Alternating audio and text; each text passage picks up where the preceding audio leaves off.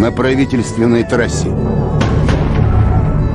6 апреля 2004 года по трассе, проложенной вдоль этих гор, президент Ингушетии Мурат Зязиков направлялся на работу.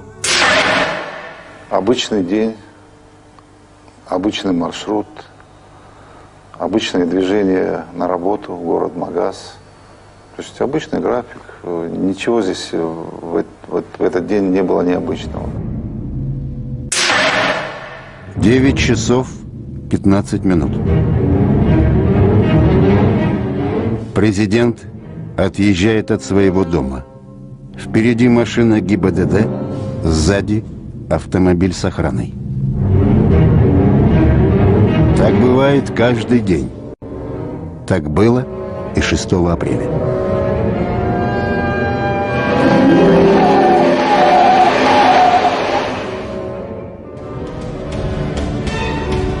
Колонна двигалась со стороны Назрани на Магаз.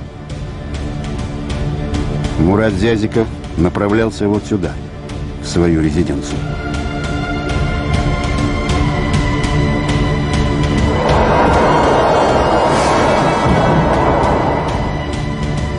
Девять часов 16 минут. Все идет как обычно. Но уже через 2 часа ведущие телеканалы России сообщат подробности чрезвычайного происшествия.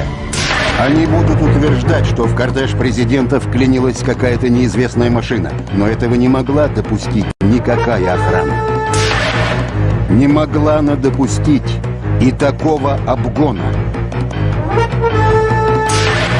Реконструируя события, телеканалы ошибались.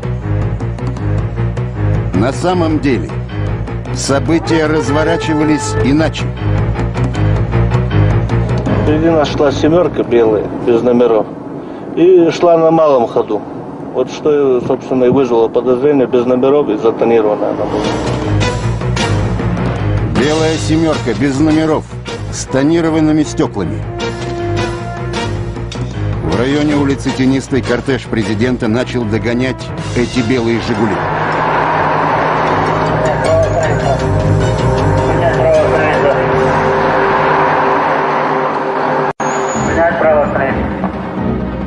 Впереди идущая машина дала ей команду освободить проезд. Она послушно приняла вправо.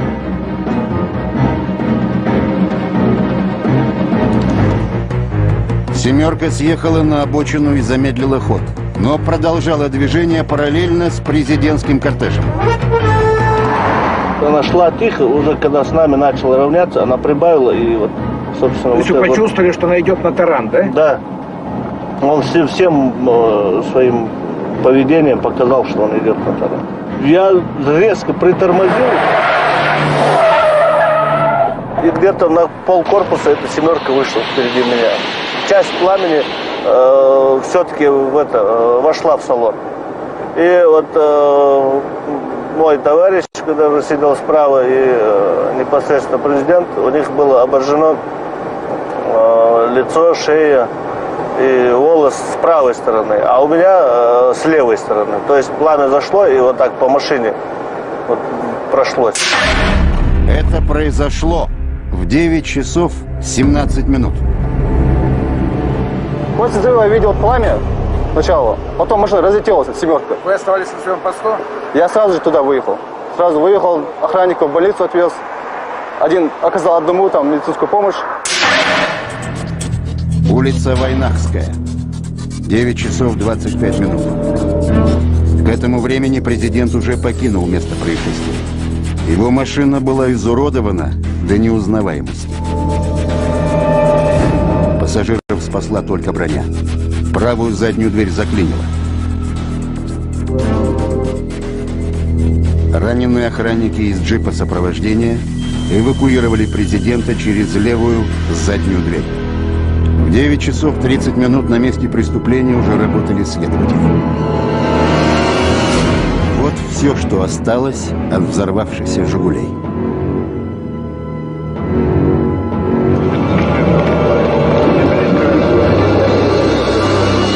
Серьезно пострадал и джип охраны.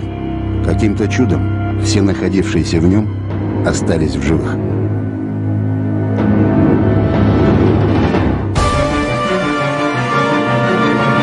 тот же день, то есть 6 апреля 2004 года, исполняющим обязанности прокурора Республики Ингушетия было возбуждено уголовное дело по статье 277 Уголовного кодекса Российской Федерации, предусматривающей ответственность за покушение на жизнь государственного деятеля.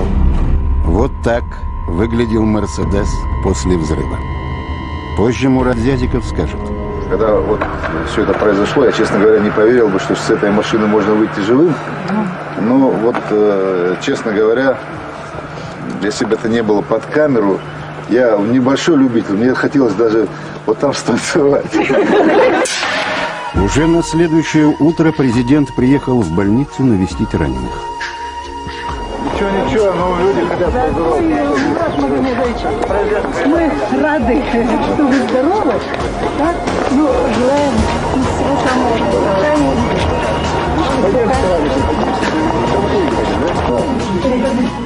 Ну, это Амир, он мой родственник, Барсуков, Куриев, значит, ну, достойный парень. Адам тоже родственник мой. Куриев, я сказал, Муцольгов. Все ингуши мне родственники, а тем более эти ребята все. Да. Но они действуют мужественно, вопросов нет. Грамотно, четко, все. И, конечно, вот все, что сделано ими. И мне самое главное, чтобы у них все было хорошо. А вот чем парни били, А вот видите? вот в чем у вас метит. Да, у нас, у меня в машине мы вытащили вот такие вот. Это мало, значит. Это еще фугас там был. Это, значит, тротил, и еще, когда тот взорвется, еще фугас, чтобы целенаправленно там было все это сделано, чтобы ни они, ни мы, чтобы никто там не выжил. Вот благодаря им эта задача не получилась у них. И не получится никогда. На щеке президента след от ожога. Врачи мне сразу оказали то, что мне нужно, сделали. Вот немножко, мне говорят, надо скрыть, загримировать. Я говорю, не надо. Не надо. То, что известно Богу, от людей скрывать нельзя. Ладно, дал Машу. Позже Мурат Зязиков скажет нам. Наверное, это Всевышний дал мне возможность продолжить жизнь. И я могу теперь еще послужить своему народу.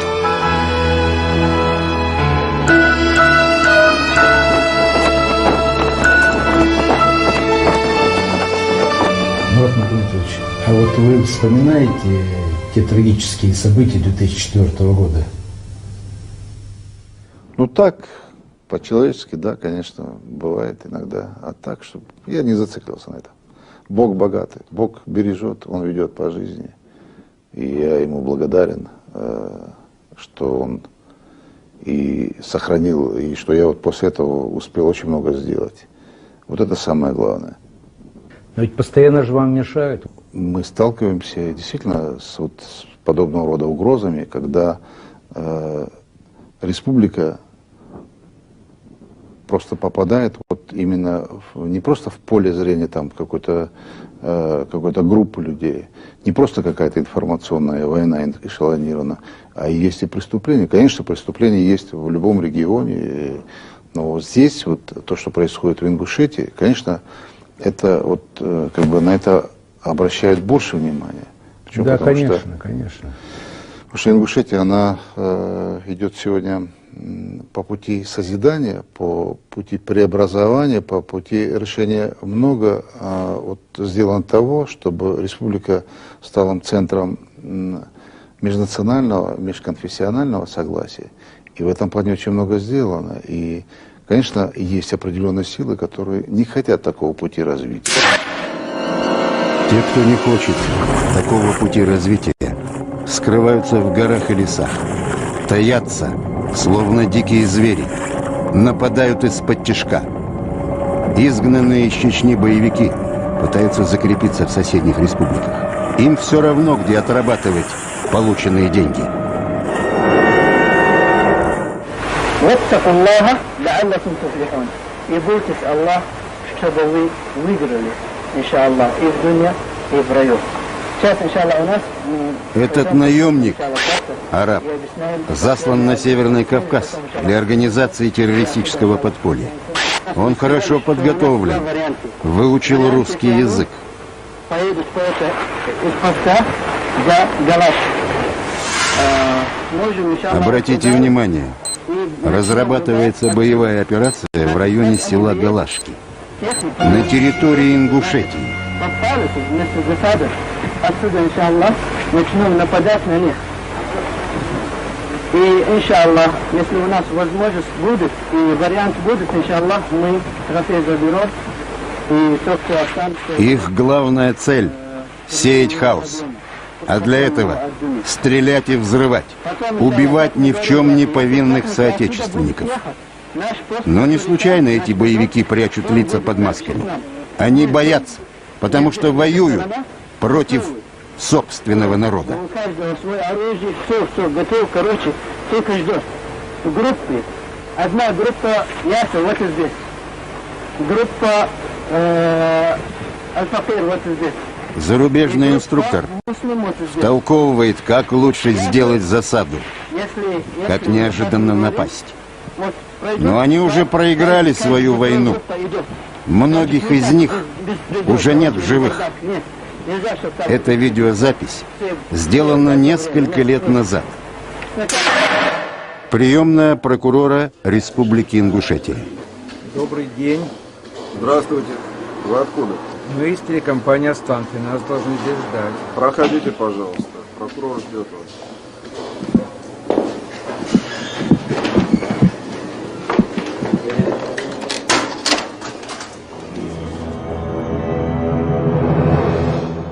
Юрий Николаевич, в свете последних событий, произошедших в республике, можно считать ситуацию в Ингушетии нестабильной? Я бы, знаете, как характеризовал в настоящее время ситуацию в Республике Ингушетии? Напряженно стабильной. Понимаете, речь идет о том, что взять, например, отрезок временной 2005-2006 года и 2007, то обстановка была гораздо напряженнее. И по количеству совершенных преступлений, и особо тяжких. Дело в том, что если взять одну категорию, это посягательство в отношении русскоязычного населения, то в прошлом году было таких преступлений совершено 19. В этом году их по итогам работы буквально за 8 месяцев, их только 4. По таким резонансным преступлениям ведется интенсивная работа по поиску установленных лиц, их совершивших. В результате работы были установлены лица, которые причастны к взрыву сотрудников правоохранительных органов, в частности города Назрань, городского УВД. Лица, которые причастны к этим преступлениям, по крайней мере, мы сейчас можем говорить только о причастности, им еще не предъявлено обвинение, они задержаны, в отношении их избрана мера пресечения содержания под стражей. Что касается убийства семьи Веры Драганчук, то в этом направлении работа правоохранительных органов продвинулась гораздо дальше. Где-то уже 4 человека по этому делу задержаны. В результате, когда проводились операции по поиску установленных лиц, которые совершили убийство семьи Веры Драганчук, мужа и 2 ее сыновей, то Далаков Апти и долги, в которые попали в поле зрения, вполне обоснованно. В ходе их производства задержания один из них оказал сопротивление. Он был вооружен, у него была как раз граната. И также, естественно, здесь органы внутренних дел применили вполне адекватные меры. Террористы добиваются смены власти в республике. Они хотели достигнуть этого, совершив покушение на президента. Не случайно так тщательно готовилось это нападение.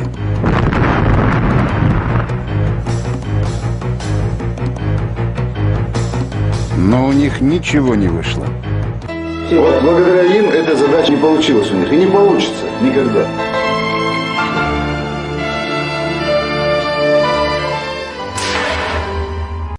Террористы объявили войну спецслужбам, думая, что таким образом им удастся ослабить государственную власть.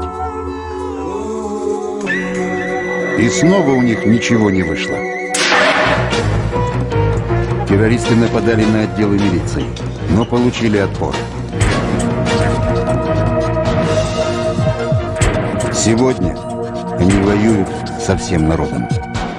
Обстановка, на протяжении начала, например, 2007 года была достаточно, тоже ведь сложной, но были ликвидированы ряд боевиков, представителей, так сказать, незаконных вооруженных формирований.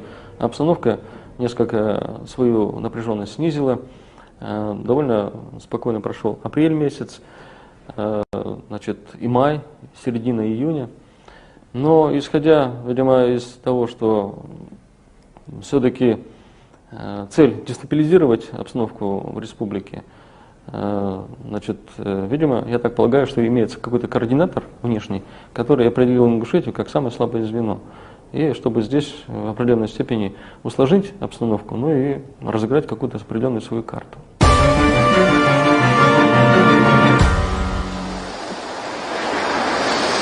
Каждый день, кроме редких выходных и командировок, Мурат Зязиков приезжает на работу в свою резиденцию. Каждый день ему приходится решать десятки неотложных вопросов. Он считает, что только конкретными делами можно противостоять вылазкам экстремистов. Какие бы деструктивные силы, какие бы какие-то такие силы, которые в народе называют бесовым племенем, как бы они ни старались, как бы эти отдельные силы не хотели бы видеть все по-другому, обострить, для нас главное это успехи в экономическом, социальном плане. Те достижения, которые сегодня Ингушетия имеет, и то направление, которое выбрала Ингушетия, это для нас приоритетным, государственным приоритетным стало образование, медицина, культура. Мы всем этим отвечаем этим силам. Любой непредвзятый наблюдатель не может не оценить успехи республики. Вся Ингушетия превратилась сегодня в большую стройку. В считанные годы создано почти 3 миллиона квадратных метров жилья. Это настоящий прорыв для небольшой, самой молодой республики. Газифицированы абсолютно все населенные пункты. Выстроен республиканский центр матери и ребенка. Не случайно этому объекту уделялось большое внимание. По рождаемости Ингушетия давно вышла на первое место в стране. Пройдут годы, и эти дети узнают, что ради их будущего президент Зязиков рисковал своей жизнью. И как не вспомнить слова президента, который так оценил трагические события 2004 года? Так, по-человечески, да, конечно, бывает иногда. А так, что я не зациклился на этом. Бог богатый, Бог бережет, Он ведет по жизни. И я Ему благодарен, что Он и сохранил, и что я после этого успел очень много сделать. Это самое главное. С помощью зарубежных и отечественных инвесторов в республике открываются все новые и новые предприятия. Например, такие, как производство тюнеров. Благодаря этой современной технике в республику уже пришло цифровое телевидение.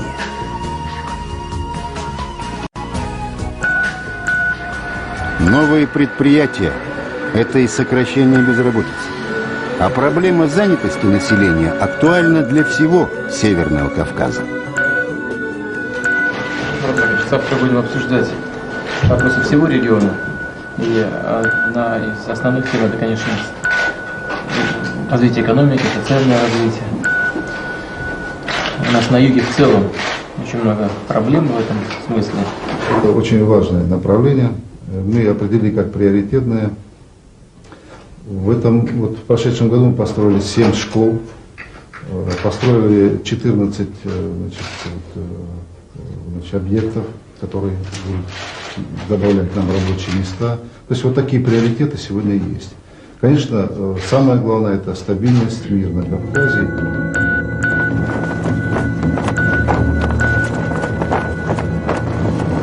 Многие сегодня говорят, политики, ученые, Они обсуждают, говорят, нам нужна национальная идея. Говорят, вот Говорят, нам... ищут, пытаются Ищут, искать. да. Все в поисках этой национальной идеи. А я считаю, что она вот она. Она просто. И нам надо обращаться к тем нашим добрым многовековым традициям. А они говорят о том, что национальная идея – это о том, что Россия всегда была многонациональна, многоконфессиональной.